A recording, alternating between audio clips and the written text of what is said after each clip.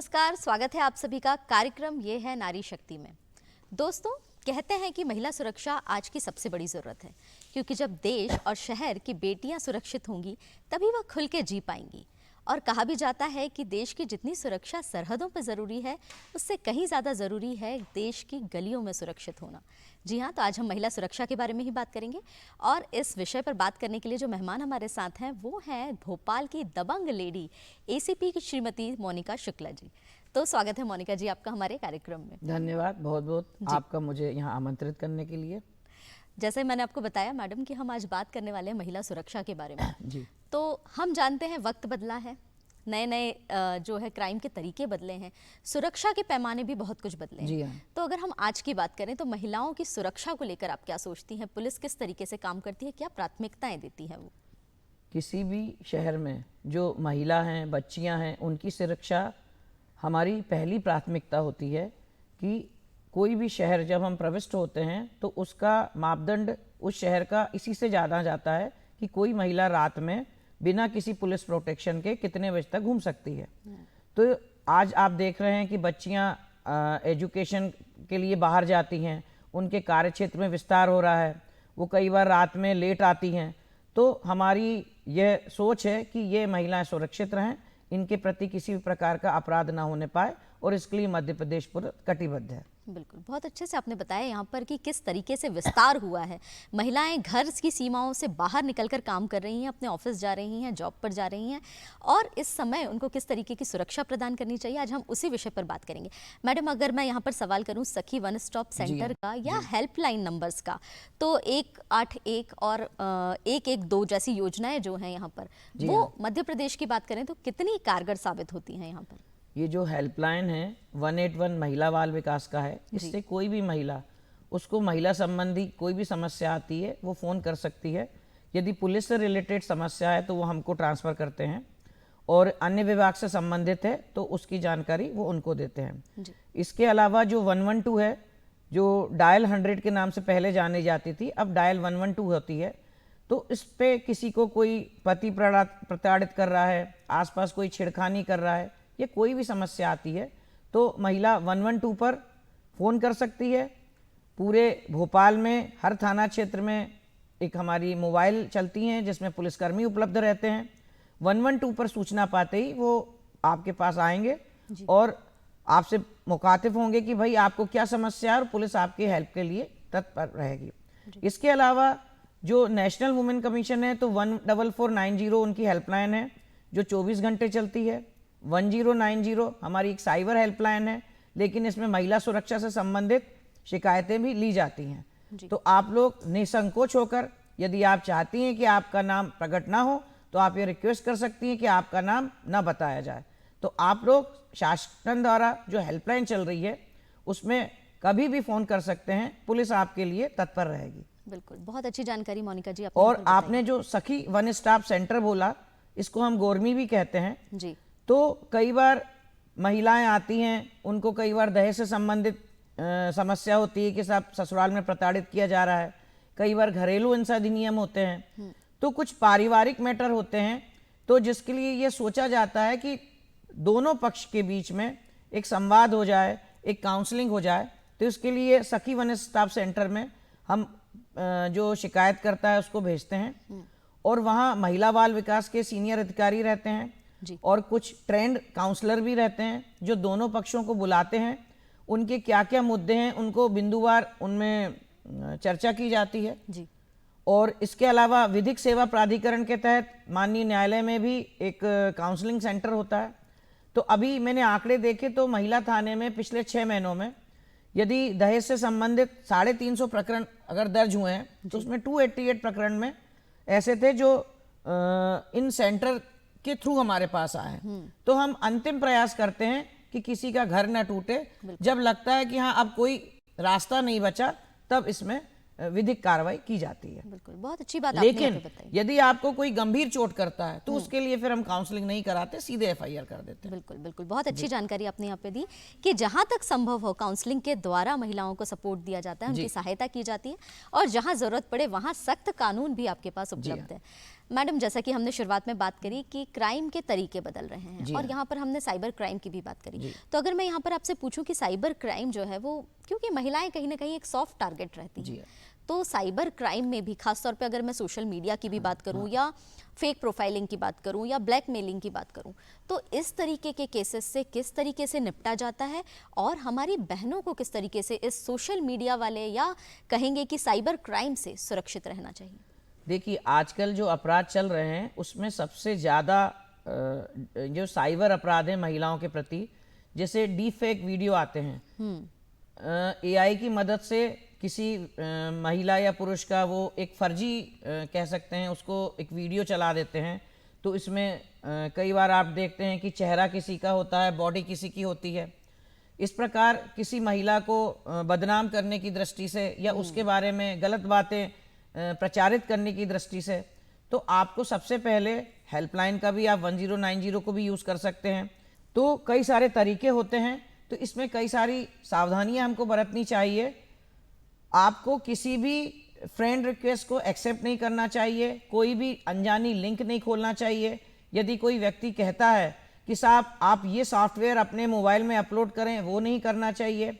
और यदि किसी महिला का कई बार लोग क्या करते हैं कि अपने अकाउंट से उसको उसका प्रोफाइल उसको सार्वजनिक कर देते हैं, तो इन सब चीज़ों को हमको थोड़ा सा सावधानी बरतना चाहिए। और जैसे ही इस प्रकार का अपराध होता है तो जो सर्विस प्रोवाइडर है, पुलिस सीधे उसके पास रिक्वेस्ट भेजती है और नियम यह है कि 3 घंटे के अंदर उसको फ्रीज करके उसको हटाना होता है। तो ये सारे नियम आपको याद रखने चाहिए और कोशिश करना चाहिए कि अनजान व्यक्तियों से हम फ्रेंड रिक्वेस्ट ना करें। और कोई भी अपना वीडियो चैट जब भी आपके पास इस प्रकार से होता है, तो ये जो सबूत के तौर पे आपने उससे चैटिंग की, आपने उसने कोई लिंक भेजी, आपका प्रोफाइल कोई गलत आया, तो ये सारी चीज़ें सेव करनी चाहिए ताकि यदि कभी अपराध होता है तो ये अपराध सिद्ध करने के लिए ये सबूत के तौर पर पेश किया जाए। बिल्कुल। साथ ही साथ जब हम देखते हैं कि कोई भी deep fake morph photo video है, तो इसमें जो आईटी एक्ट है उसकी धारा 66E के तहत 3 साल की कैद और 5 लाख का जुर्माना होता है। और यदि कोई व्यक्ति किसी महिला या पुरुष को अश्लील साहित्य भेजता है, सामग्री भेजता है, तो उसमें 10 लाख का जुर्माना होता है और 5 साल की कैद होती है। ये भी आईटी एक्ट 67A के तहत आता है। इसके साथ साथ यदि कोई महिला को कोई पीछा करता है, ब्लैकमेल करता है, अभद्र टिप्पणी करता है, तो नए बीएनएस के तहत इसमें काफ़ी सख्त सजाएं हैं और महिला इनका यूज़ करके थाने में अपनी रिपोर्ट लिखवा सकती हैं। बिल्कुल बिल्कुल मैम। यहाँ पर बात जैसे हमने करी साइबर क्राइम के बारे में, तो इस तरीके की अगर कोई घटना होती भी, आपकी बातों से ही यही हमने यहाँ पर निकाला बात कि साहस रखने पर, सच को सामने लाने का साहस जो है वो अगर महिलाएं रखें और डरे नहीं कि हमारे साथ अगर कुछ गलत हुआ है तो उस चीज़ को अगर हम उजागर करेंगे तो शायद हम डिफेम होंगे, शायद सोसाइटी हमें कुछ कहेगी या हमारा परिवार हमारा साथ नहीं देगा। इस डर के कारण जो महिलाएं पीछे हट जाती हैं, मेरे ख्याल से उनके लिए भी यही संदेश है कि उन्हें पीछे नहीं हटना है, डर के आगे जीत है। उनको याद रखना चाहिए कि दोषी आप नहीं है, दोषी वह व्यक्ति है जो आपको परेशान कर रहा है। बिल्कुल। और धीरे धीरे समाज में जागृति आ रही है। पहले बच्चियां इतना बहुत ज्यादा बाहर पढ़ने नहीं जाती थी, अब पेरेंट्स खुद आते हैं, बच्चियों को सर्विस ज्वाइन कराते हैं, अच्छे अच्छे कोर्स करवाते हैं। तो समाज भी हमारा ऐसा हो रहा है कि अब महिला को कल्प्रिट नहीं मानता, वह व्यक्ति जो उसको परेशान कर रहा है, अब समाज भी उसको ही दोषी मानता है। बिल्कुल बिल्कुल। और कई बार हम लोग ये देखते भी हैं मैडम कि कई बार डिप्रेशन में आ जाती हैं बच्चियां या अपने लिए कोई घातक कदम उठाती हैं, तो उनके लिए भी यही संदेश है कि आप अपने आप को ब्लेम ना करें। सबसे पहले मैं आपको एक छोटा सा किस्सा सुनाना चाहूंगी। बिल्कुल। मैं एसपी ईस्ट इंदौर थी जी। तो वहाँ एकदम से मेरे को सूचना मिली कि किसी फ्लैट में एकदम गोली चली, तो हम लोग ऑन दी स्पॉट गए। तो 12वीं क्लास की पास आउट एक बच्ची थी, वहाँ उसकी मतलब गोली लगा था, उसको तत्काल अस्पताल ले गए, बचाया नहीं जा सका जी। फिर बातचीत में तथ्य आया कि वो बच्ची मेडिकल की तैयारी कर रही थी, तो एक लड़का उसके काफी पीछे पड़ा था, वो शादी करना चाह रहा था। बच्ची ने कहा कि भाई मेरा ये पढ़ने के दिन है। बच्ची ने अपनी मदर को बताया, तो उसकी मदर इतना डर गई, उसने अपने हस्बैंड को नहीं बताया, ना ही किसी पुलिस वाले को बताया जी। और मना कर दिया लड़के से कि नहीं भाई आप इसके पीछे मत पड़ो, पढ़ाई लिखाई में ध्यान दो।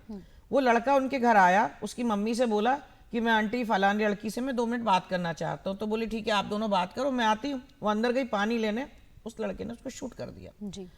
इस प्रकरण में मेरा ऐसा किसी को डराना नहीं है, बट ये कहना है कि यदि उसके फादर को ये बात बता देते, हो सकता है लड़के के घर वालों को ये चीज कम्युनिकेशन हो जाती, उसको समझा देते, या ऐसी स्थिति में एक बार आपको पुलिस को जरूर बताना चाहिए। इससे कोई बदनामी नहीं होती, आपका नाम गोपनीय रखा जाता है, हमारे सीनियर ऑफिसर इसको डील करते हैं, हर थाने में हमारी लेडी ऑफिसर्स होती हैं। तो हो सकता है कि जब पुलिस के पास ये जानकारी आती, उस लड़के को डरा कर उस पर समझाइश के जरिए उसको कंट्रोल में लाया जा सकता है। तो मेरा यही निवेदन है कि यदि आपको कोई परेशान करता है, चाहे फिजिकल से, चाहे मेंटली, या कोई साइबर के माध्यम से, तो सूचना आप पुलिस से जरूर दीजिए, यह मेरा अनुरोध है। बिल्कुल बिल्कुल। हैरेसमेंट किसी भी तरीके का हो, उसकी जानकारी अपने पेरेंट्स को भी दें, अपने घर वालों को भी दें, और पुलिस की मदद भी लें जहां तक संभव हो। यहाँ पर मैम अगला सवाल घरेलू हिंसा के बारे में है। अगर देखा जाए तो 80% से अधिक मामले रिपोर्ट नहीं होते। कई बार इसके पीछे सामाजिक दबाव भी हो सकता है, या कोई और कारण भी हो सकते हैं जिसकी वजह से ये मामले सामने नहीं आते। उस स्थिति में पुलिस का क्या रोल है, किस तरीके से यहाँ पर काम किया जाता है? पहले तो मैं इससे डिफर करूंगी, मैं यह नहीं मानती कि 80% मामले नहीं होते जी। आजकल जैसे जो हमारा 112 हेल्पलाइन है, जो सभी थानों में गाड़ियां चल रही हैं, तो सबसे ज्यादा प्रकरण जो मैंने एनालिसिस किया घरेलू हिंसा के ही आते हैं, कि कोई महिला कहती है कि आज साहब पति ने हाथ उठा दिया या पति ने चिल्लाया, इस प्रकार से चीजें आती हैं जी। तो हमारी व्हीकल जाती है। कई बार जो महिलाएं एफआईआर करना चाहती हैं, उनकी एफआईआर होती है। कई बार वो यही कहती हैं कि नहीं साहब हम एफआईआर नहीं चाहते, बस इसको समझा दिया जाए। तो हम कोशिश कर रहे हैं कि जहां यदि किसी महिला एफआईआर नहीं चाहती, लेकिन उसकी तरफ से 2 या 3 बार रिपोर्ट आ जाए, तो उस मामले को हम एक रेड सर्किट कर लेते हैं कि उस बीट वाले को ये बताते हैं कि तुम जब अपने बीट में जाओ तो उस जगह एक बार टच कर लिया करना। जो एक घरेलू हिंसा अधिनियम बना है, उसमें मजिस्ट्रेट के पास पावर होती है, कोई भी महिला किसी महिला बाल विकास अधिकारी के साथ या महिला थाने के निरीक्षक के पास जाती है, तो एक DIR फॉर्म भरा जाता है, वो माननीय मजिस्ट्रेट साहब के सामने पुट अप होता है। तो महिला को अपनी सुरक्षा के लिए, और यदि कोई उस घर से निकालना चाहता है तो उस पति के साथ रहने की अधिकार के लिए, और राहत प्रकरण के लिए, राहत राशि के लिए उसको यह फॉर्म सबमिट करने का अधिकार होता है। दूसरी बात, महिला थाने में भी दहेज से संबंधित या पति और उसके परिजनों से संबंधित अपराध भी दर्ज करा सकती है। तो जैसा मैंने पहले कहा कि हम कोशिश करते हैं काउंसलिंग की जाए जी। और यदि ज्यादा चोट होती है तो हम तत्काल FIR भी करते हैं। पिछले साल की तुलना में इस साल लगभग 20% मामले हमारे दहेज के बढ़े हैं।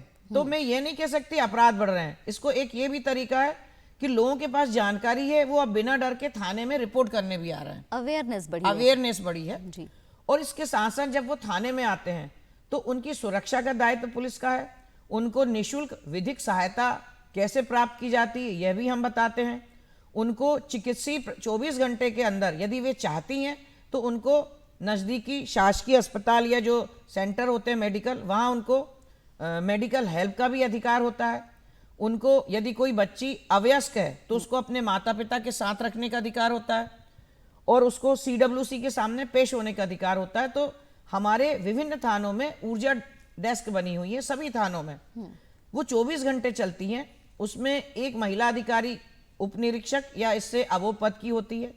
तो आप जब जाएंगे किसी भी थाने में तो आप जाइए, ऊर्जा डेस्क में सिर्फ महिला अधिकारी होती हैं। आप अपनी बात रखिए, वो बताती हैं कि साहब आपको आपके साथ जो परेशानी आ रही है उसमें क्या अपराध दर्ज हो सकता है, और आपको कैसे निःशुल्क विधि सहायता मिल सकती है, किस प्रकार से आपका मेडिकल हो सकता है, ये सारी जानकारी उनको वहां दी जाती है। तो अगर आप महिला थाने जाना चाहें तो आपका स्वागत है, अन्यथा किसी भी थाने में आप जा सकते हैं। साथ ही साथ महिला थाने में एक साइबर महिला डेस्क भी है, जो महिलाओं को यदि कोई उसका फर्जी वीडियो बनाकर कर रहा है या व्हाट्सएप वगैरह पे इस प्रकार के मैसेज कर रहा है, बस एक चीज आपको ध्यान रखना चाहिए कि आपके पास किसी भी व्यक्ति के पास इस प्रकार का कोई मार्फ वीडियो, डीप फेक वीडियो या फोटो आती है तो कृपया उसको फॉरवर्ड ना करें।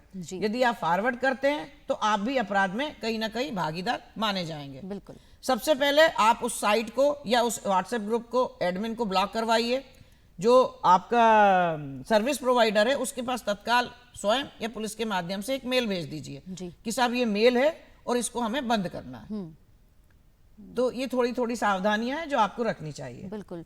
तो यहाँ पर सखियों आपने देखा किस तरीके से मोनिका जी बता रही हैं कि हर कदम पर पुलिस सहायक है आपकी, हर कदम पर, चाहे वो कानूनी प्रक्रिया की बात हो, सजा की बात हो, समझाइश की बात हो, यहाँ तक कि यहाँ उपचार की भी बात कर रही हैं मैडम कि किस तरीके से महिलाओं की हर कदम पर मदद वो करते हैं। यहाँ पर मोनिका जी अगला सवाल जो मेरा है वो है कि जब हम बात करते हैं महिलाओं की, और हमने शुरुआत में भी ये बात करी कि महिलाएं बाहर निकल रही हैं, कई बार उनका आना जाना या सफ़र करना, कॉलेज से आना या ऑफिस के काम की वजह से देर रात को वो ट्रैवल करती हैं, और उस समय ऑटो के द्वारा ट्रैवल करना, बस के द्वारा ट्रैवलिंग करना या फिर कैब के द्वारा ट्रैवलिंग करना आम बात हो गई है। क्या सुरक्षा हमारी बहनों को और सहेलियों को रखना होगी इसके लिए? और दूसरा कि क्या ड्राइवर्स की कोई ट्रेनिंग हमारी पुलिस प्रोवाइड करती है? चूंकि मैं एडिशनल सीपी ट्रैफिक भी हूँ, तो हम लोग ड्राइवर्स के, ऑटो चालक के, इनके रिकॉर्ड जो होते हैं वो भी वेरीफाई कराते रहते हैं समय समय पर कि इनके विरुद्ध कोई अपराध तो दर्ज नहीं है या अपराध में कोई सजा प्राप्त तो नहीं है। तो उसका समझ लीजिए एक प्रकार से क्रिमिनल वेरिफिकेशन हम कराते हैं। साथ ही जो ऑटो चलते हैं तो हम लोग ऑटो के अंदर जो पुलिस हेल्पलाइन के नंबर है वो पेस्ट करवाते हैं, और एक हम अभियान चला रहे हैं कि ऑटो का जो रजिस्ट्रेशन नंबर है उसको जो व्यक्ति ऑटो के अंदर बैठता है तो चालक के पीछे की सीट पर वो नंबर लिखा जाए, ताकि कभी कोई बच्ची महिला अकेले सफर कर रही है, बैठती है, तो वो नंबर सबसे पहले अपने घर में किसी व्यक्ति को व्हाट्सएप या एसएमएस के माध्यम से दे दे कि साहब हम इस जगह से इस जगह इस ऑटो या इस बस से जा रहे हैं और ये इसका नंबर है।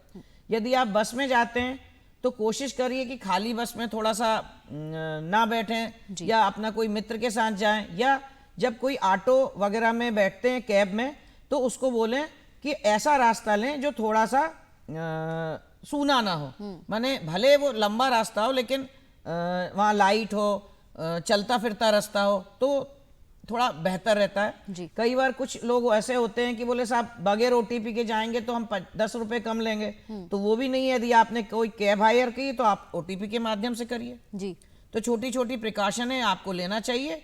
और इसके संबंध में हम ऑटो चालक, बस चालक, इन लोगों की भी लगातार बीच बीच में छोटे छोटे समूह में इनके साथ भी जनसंवाद करते हैं। इनको भी बताते हैं कि भाई आपको कभी कोई अपराधी किस्म के ऐसे लोग नजर आते हैं तो आप इनको मदद कीजिए जी, और इसकी जानकारी पुलिस को दीजिए। बिल्कुल। और यहाँ पर बात मैं करना चाहूँगी ऐसी बालिकाओं, क्योंकि ये तो हमने कामकाजी महिलाओं की बात कर ली, ऐसी युवतियों की बात कर ली जो समझदार हैं, पर अगर यहाँ पर मैं नासमझ बच्चियों की भी बात करूँ जिनके साथ कई बार समाज में कई तरीके के अपराध घटित होते हैं जी, उनकी सुरक्षा के लिए क्या हमें करना चाहिए और पुलिस किस तरीके से उस केस में सहायक है? पहली बात तो हम लोगों ने ऐसी जगह जहाँ इस प्रकार के लोग ज़्यादा भीड़ खड़ी होती है, जैसे कई बार कुछ जगह हैं कि वो छोटी दुकानें हैं, चाय की गुमटियाँ हैं या कहीं आसपास शराब की दुकान है, तो इसके आसपास थोड़ी भीड़ होती है तो लड़कियां कुछ अनकंफर्टेबल होती हैं। तो वो हमने जगह चिन्हित की है कि जैसे कोई बहुत बड़ा कॉलेज या स्कूल है, वहाँ से बच्चियां निकलती हैं, अपने घर जाती हैं, तो कुछ जगह हमने चिन्हित करके रेड पॉइंट बनाए हैं। और हमारी जो महिला अधिकारी हैं या हमारे थाने की मोबाइल है या शासन द्वारा एक स्कूटी प्रदान की गई है जी, तो वो उन स्कूल कॉलेज की जब छुट्टी होती है तो उसके आसपास राउंड लगाती हैं कि बच्चियों को लेने उनके अभिभावक, उनके भाई ही हैं, कोई फालतू के लोग तो नहीं है। और ऐसी जगह जहां इस प्रकार से जो बच्चियों को अनकंफर्टेबल फील होता है वहां भी रात में हमारी मोबाइल लगातार राउंड लेती है।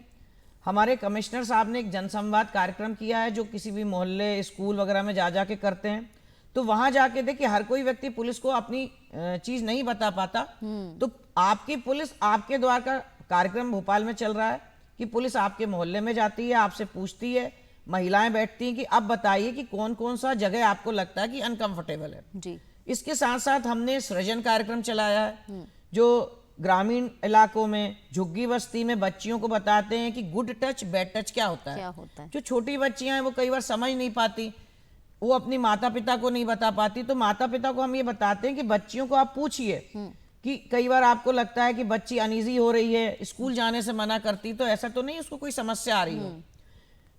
कई बार आप लोगों ने सुना होगा कि कोई नजदीकी रिश्तेदार ही बच्चियों का यौन शोषण करने की कोशिश करता है जी। तो बच्चियां अपने मम्मी को, मौसी को, बुआ को बताती हैं, लेकिन माँ बाप उस पर विश्वास नहीं करते। तो मेरा कहना है जो आप अपनी बच्ची बता रही है उसको बात सुनिए, उसको विश्वास होने दीजिए आप में।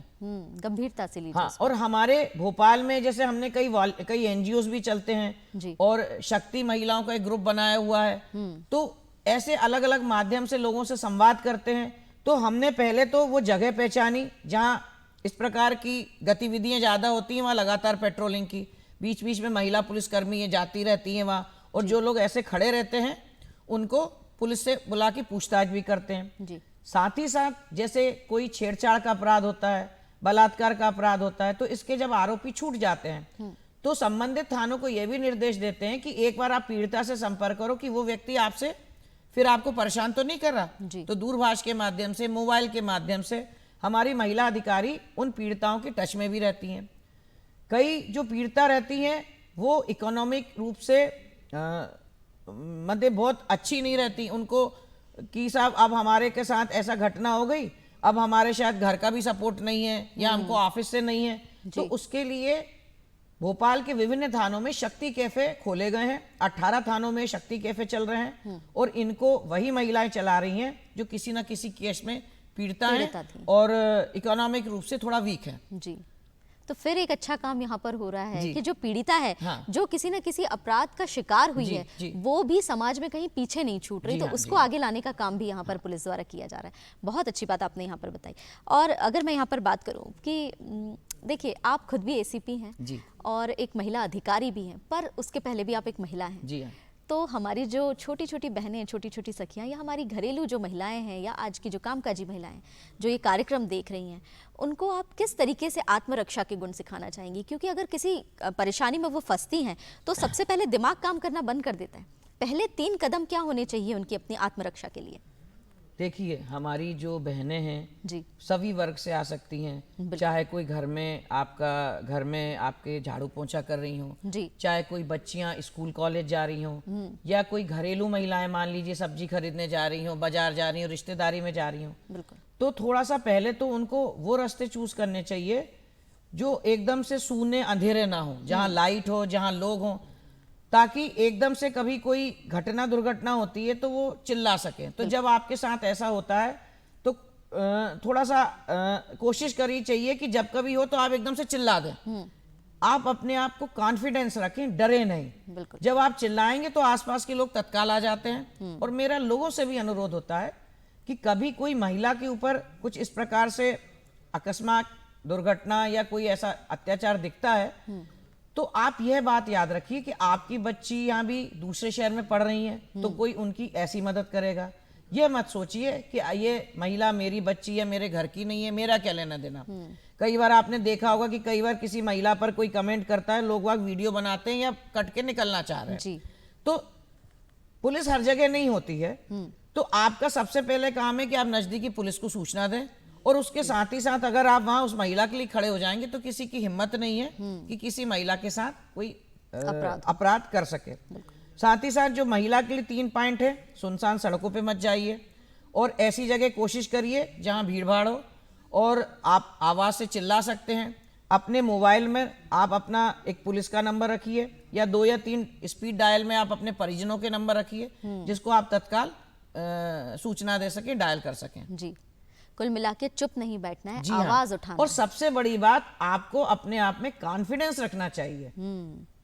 बहुत अच्छी बात आपने बताई कि कॉन्फिडेंस होगा, कॉन्फिडेंस तो रखना चाहिए। अगर आपका कॉन्फिडेंस हो, आप किसी को घूर के भी देखें, डांट भी दें, तो कई बार आदमी इसी में डर जाता है। जी, तो आत्मरक्षा के बहुत अच्छे गुण आपने यहाँ पर बताए। मैडम, इसके साथ साथ मैं एक और चीज लेना चाहूंगी कि पुलिसकर्मी द्वारा और साथ ही साथ मध्य प्रदेश शिक्षा विभाग द्वारा लगातार स्कूल कॉलेजों में महिलाओं को इसकी सेल्फ डिफेंस की ट्रेनिंग भी दी जाती है। तो एक बात हो जाता है कि कोई महिला अगर सेल्फ डिफेंस की ट्रेनिंग कर लेती तो उसमें कॉन्फिडेंस आ जाता है कि नहीं, अगर मेरे साथ कुछ हुआ तो मैं उसको सामना करने के लिए समर्थ हूँ। बिल्कुल बिल्कुल। तो ये संदेश हमें मिलता है कि यहाँ पर सेल्फ डिफेंस जो है वो बहुत ज़रूरी है। आत्मरक्षा जो है वो अगर बचपन से ही हम सिखाएं या हमारे पेरेंट्स सिखाएं, परिवार सिखाएं, स्कूल सिखाएं, तो जो लेडी है, जो बच्ची है, वो बड़े होकर अपने आप इतनी स्ट्रांग बनेगी कि उसके साथ घटित होने वाली हर घटना के लिए वो अपनी आवाज़ उठा सकती है। और मैडम, यहाँ पर बहुत सी ऐसी बच्चियाँ भी हैं जो आपको देखकर प्रेरणा आपको मानती हैं और इस कार्यक्रम को देखकर वो जानना भी चाहेंगी कि अगर वो पुलिस में आना चाहती हैं तो उन्हें क्या करना होगा, किस तरीके से इस लाइन को चुनाव करना होगा उन्हें। मैं तो चाहती हूँ कि ज़्यादा से ज़्यादा बच्चियाँ पुलिस लाइन में आए। आप सभी का स्वागत है। जी पुलिस में रिक्रूटमेंट के 3 मोड होते हैं हमारे यहाँ। एक यूनियन पब्लिक सर्विस कमीशन से यूपीएससी एग्ज़ाम होता है, जी जो एक ग्रेजुएट होना जिसके लिए ज़रूरी होता है। तो आप जब ग्रेजुएट होते हो तो आप यूपीएससी का फॉर्म भर दीजिए। उसके लिए प्रीलिम्स होता है, मेंस होता है और फिर इंटरव्यू होता है। दूसरा तरीका होता है मध्य प्रदेश एमपीपीएससी, मध्य प्रदेश सिविल सेवा द्वारा डीएसपी का पद होता है। तो एमपीपीएससी दे सकते हो, उसमें भी यही चीज क्राइटेरिया होता है जी कि आपको प्रीलिम एग्जाम देना होता है। जो प्रीलिम पास करता है तो आपको मेंस देना पड़ता है और उसके बाद इंटरव्यू होता है। तीसरा होता है मध्य प्रदेश में जो सब इंस्पेक्टर उप निरीक्षक के पद होते हैं, तो उप निरीक्षक के पद पर आप भर्ती हो सकते हैं। और चौथा एक तरीका होता है महिला आरक्षक का, तो आरक्षक के पद पर भी आपकी भर्ती हो सकती है। तो अभी आरक्षक और सब इंस्पेक्टर के बॉन्ड्स निकल ही रहे हैं, तो आप उसमें आ सकते हैं। इसके लिए थोड़ा सा फिजिकल भी होता है क्राइटेरिया कि आपको इतना दौड़ना आना चाहिए, फिजिकली फिट होना चाहिए, तो आप उसकी लगातार प्रैक्टिस भी कर सकते हैं। बिल्कुल तो मध्य प्रदेश पुलिस में आपका स्वागत है। आप आइए, अच्छा पढ़िए और फिजिकली भी आप प्रैक्टिस करते रहिए। जी, बहुत अच्छी जानकारी आपने यहाँ पर दी। और क्योंकि समय कम है हमारे पास, फिर भी जाते जाते महिला सुरक्षा के लिए क्या कहना चाहेंगी आप हमारी सखियों से? मैं यही कहना चाहूँगी कि भोपाल पुलिस महिलाओं की सुरक्षा के लिए प्रतिबद्ध है। तो आप कभी भी डरे नहीं। यदि आपके साथ या आपके आसपास कोई अपराध होता दिखता है तो आप तत्काल पुलिस को सूचना दें। और कई बार आपको लगता है कि पुलिस हमारी शिकायत को गंभीरता से नहीं ले रही, तो आप सीनियर ऑफिसर के पास चले जाइए। भोपाल के विभिन्न थानों में हमने एक स्कैनर वाला एक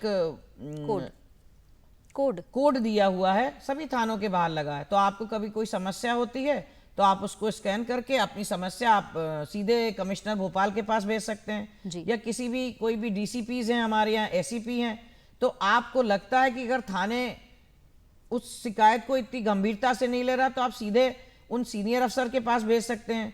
आप सीएम हेल्पलाइन में भी अपनी शिकायत भेज सकते हैं। और सबसे बड़ी बात, आप खुद में कॉन्फिडेंस रखिए। और आपके साथ कभी कुछ होता है तो अपने दोस्तों को, अपने पेरेंट्स को, अगर आप पढ़ते हैं तो अपने टीचर को बताना मत भूलिए। बिल्कुल मैडम, बहुत बहुत धन्यवाद आज कार्यक्रम में आने के लिए और महिला सुरक्षा से जुड़ी इतनी सारी जानकारियां हमारे साथ साझा करने के लिए बहुत बहुत धन्यवाद आपका। Thank you.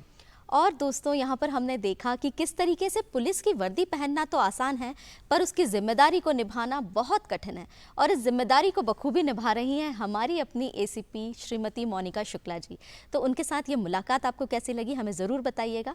तब तक अगले कार्यक्रम तक हमें दीजिए इजाज़त। नमस्कार।